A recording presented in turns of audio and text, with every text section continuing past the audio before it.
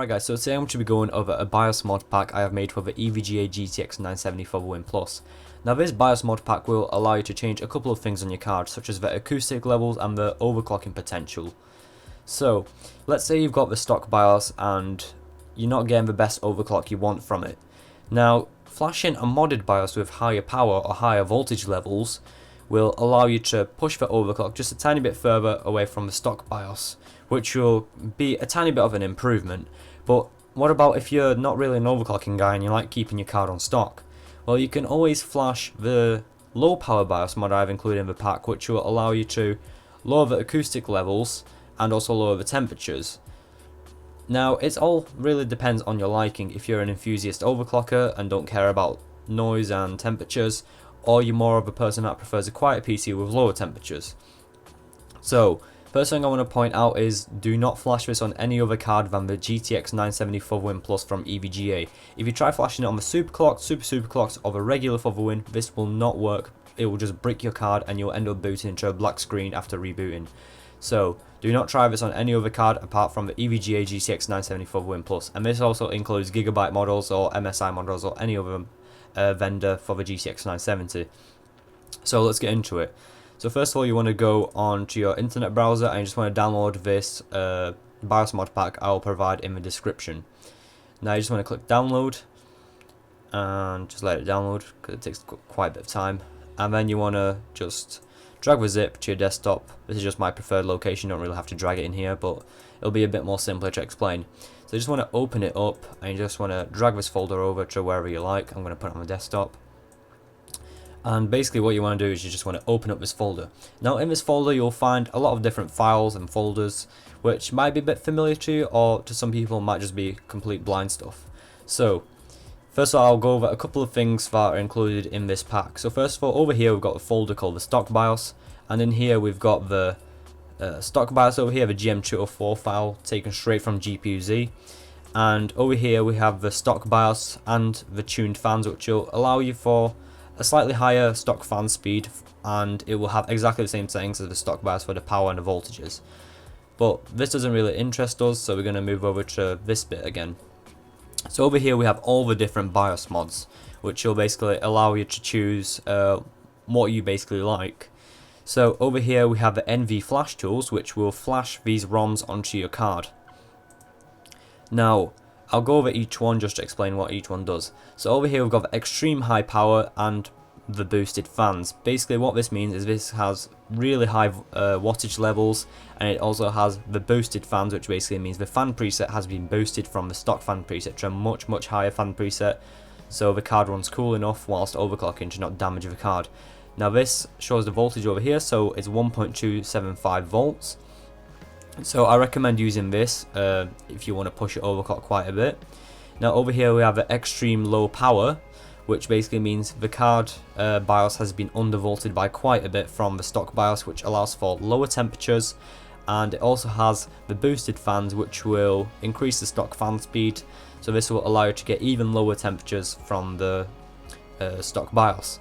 Now if you've seen in one of my other videos, I've used this BIOS before and I got really low temperatures under load. I think it was around 58 to 60 degrees in Battlefield 4, which is very low for a 970. So as you can see, this runs at 1.137 volts, which is a very low voltage, to be honest, from the stock BIOS. I think the stock BIOS runs at around 1.212 volts, so this is quite a bit under the stock BIOS. Then we've got the extreme low power BIOS with the stock fan preset. So let's say you don't want to increase your fan speeds, but you just want to lower your temperatures by quite a bit. So you can just use the stock fan preset that is provided by EVGA. So this is the untouched stock fan preset.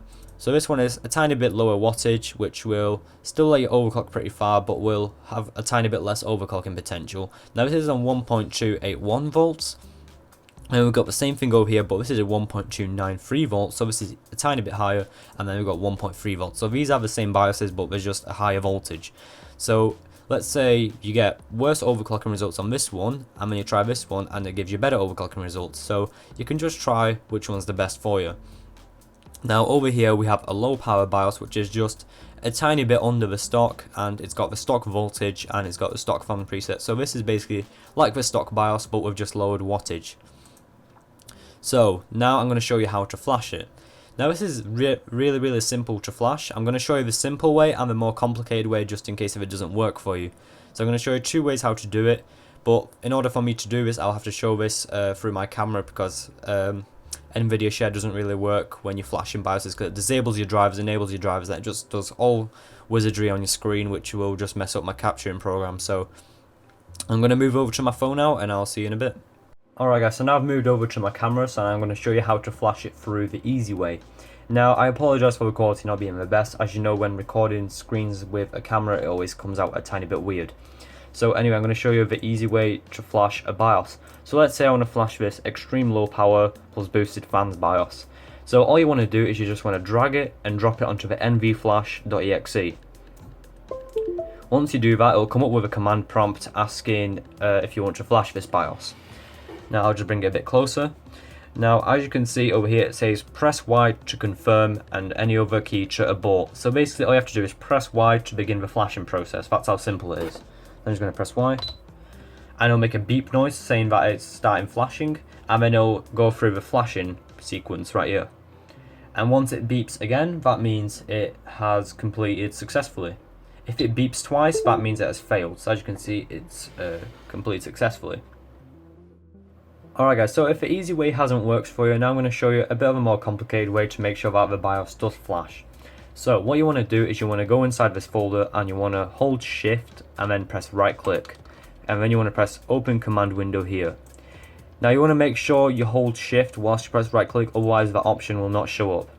Anyway, once you click it, you'll come up with a CMD. Now what you want to do in here is you just want to type in nvflash -- protect off. Basically what this command will do is it will turn off any protection on your card that stops you from flashing any other BIOS other than stock. So what you want to do is you just want to hit enter. It will disable your drivers, and then it will beep, and there you go. And that's just basically the protection turned off. So after that you can try flashing your BIOS once again by just dragging and dropping onto the NV flash and just making sure that it flashes. Alright guys, so after you flashed your BIOS, you just want to make sure that you reboot your PC, and make sure you don't shut down your PC, otherwise it will cancel the flashing process. So you just want to reboot just regularly through Windows, and after it reboots you can get back onto the desktop and get back into testing the BIOS. Alright guys, so now that we've rebooted our PC, we just want to make sure that the BIOS flash has been successful. So what we're going to do is we're just going to put a bit of load on the GPU just to make sure that the voltages and all the boost clocks just boost to normal. So I'm just going to be using a Valley benchmark right here. Just going to run it, just let it load up, and wait for it to open. Alright, there you go, it's opened up. Now what we can do is we can open up GPU Z, and in here we can go into sensors, and then we can monitor our voltage, the VDDC. And over here, as you can see, it says 1.1370 volts. So as you can see, my BIOS flash was successful because we're running at a load voltage of 1.1370. And we can also check that our BIOS flash has been successful because, as you can see, I flashed the higher fan speed BIOS, which allows for the higher fan preset over the stock one. So as you can see, my fan preset is raising quite a bit. We're on 64 degrees now, it's gone up to 45%. And as it increases to around 67, 68, it will go up to around 60%, somewhere around in that region. And now depending on the BIOS you flashed, it might be higher or it might be lower depending on the BIOS you flashed, obviously. So that's basically the way to flash and test your BIOS that you flashed. So thanks for watching, and I'll see you the next time. Peace out.